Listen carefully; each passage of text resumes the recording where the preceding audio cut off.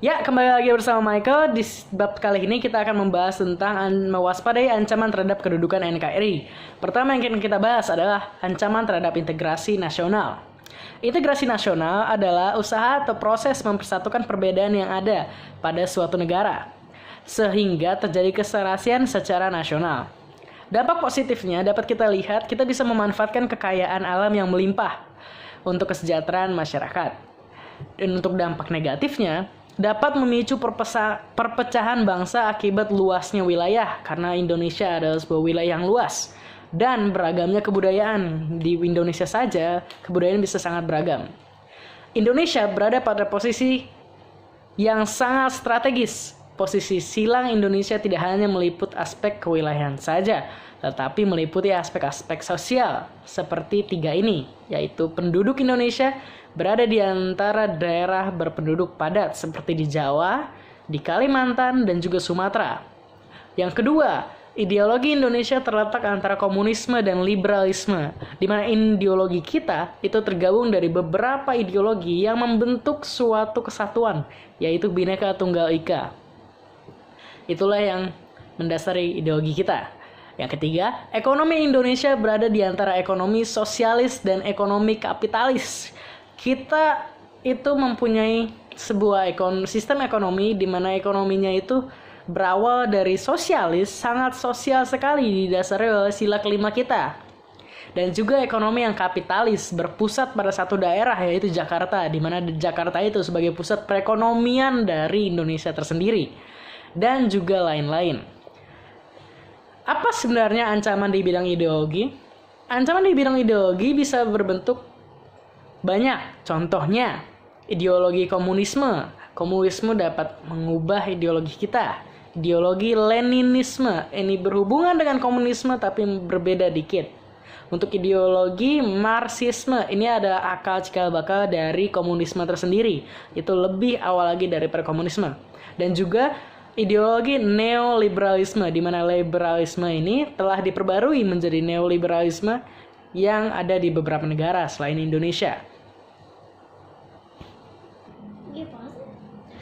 Pengaruh negatif globalisasi ekonomi di Indonesia sendiri, pengaruh negatifnya adalah Indonesia dibanjiri barang-barang dari luar negeri dan diiringi dengan perdagangan bebas yang datang ke Indonesia secara membludak dan meribetkan produk-produk lokal.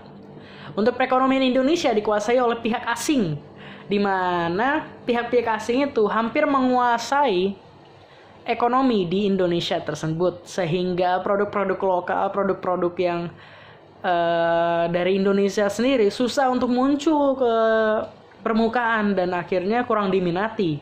Namun itu akan bisa terjadi di tahun-tahun ke depan. Dan ketiga, timbulnya kesenjangan sosial, di mana terdapat stratifikasi sosial dan tingkatan-tingkatan yang sangat melambung tinggi.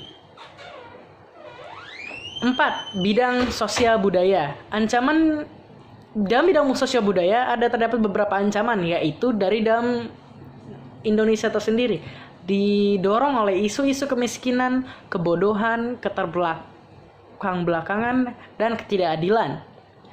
Ancaman dari luar bersifat negatif ada juga, yaitu gaya hidup konsumtif, hedonisme atau yang bisa disebut sifat memaksakan diri, foya-foya, sikap individualis, dan lunturnya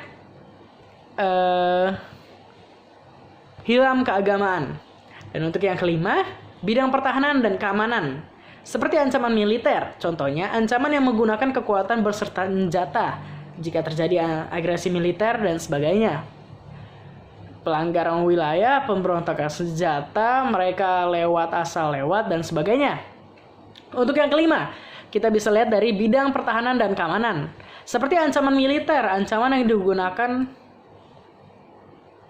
kekuatan senjata. Indonesia pernah merasakan pahitnya invasi oleh Belanda pada tanggal 21 Juli 1947 dan 1948. Pada abad modern dewasa ini, spionase dilakukan oleh negara lain secara rahasia, di mana mereka mencuri informasi tentang keberadaan tempat-tempat vital di Indonesia, dan itu sangat merugikan bangsa kita. Untuk yang B, strategi mengatasi berbagai macam ancaman. A, dapat di bidang dari ideologi dan politik, yaitu demokratis, kebebasan, keterbukaan, dan HAM. Kita harus menguasai itu untuk dapat mempertahankan diri kita sendiri dari pemahaman-pemahaman yang berbeda. Untuk yang kedua, bidang ekonomi, yaitu memperkuat produksi